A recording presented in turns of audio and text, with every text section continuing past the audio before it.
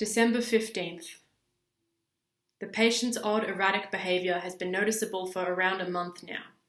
Pareidolia persistent. Seems certain that her death is imminent. Found today in her room, dousing herself in tree resin and salt. December 28th.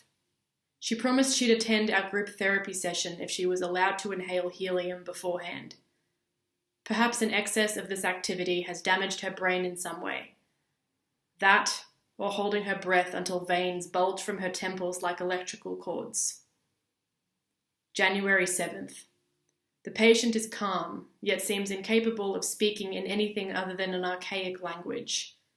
The same 4 words over and over again. We have translated them into English, but we cannot possibly begin to understand what she means by them. We are unsure if she is afraid of death or welcoming it. January 19th. She has painted every inch of her walls in black and white spirals. Could she be a victim of self-hypnosis? Her behaviour is concerning and reminiscent of a cult member. Further investigation required. March 3rd. The patient has finally reached a lucid enough state to explain herself to us, though she seems to be delusional, referring to an imaginary source.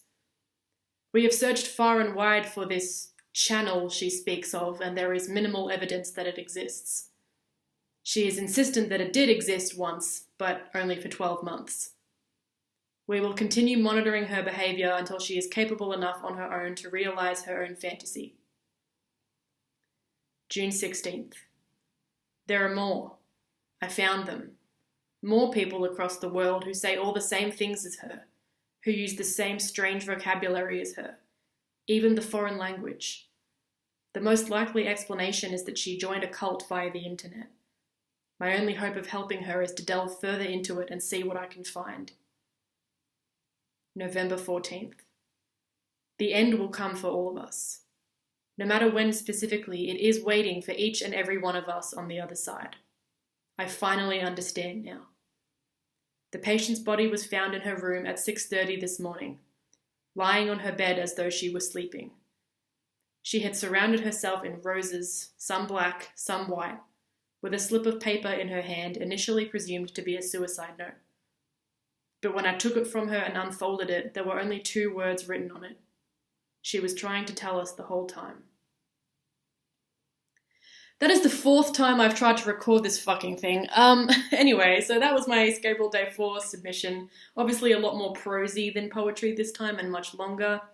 Between the thumbnail and the subject matter, you'll either get what I'm talking about or you won't. If you do, we can be friends. And if you don't, we can probably still be friends, honestly. But I just thought it would be kind of interesting. There's probably like a little bit of comedy in it, even though it's kind of dark.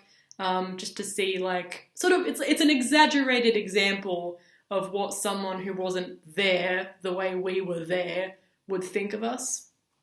Hopefully not like that we're insane or cult members, but I just thought it would be kind of an interesting angle. This was incredibly rushed. I was very busy today. I wrote it in like maximum 20 minutes. So yeah, it's got a bit of potential to be better, but I don't know. I'm still pretty happy with it for the time that I took to write it, which was not very much. The prompt was strange behaviour.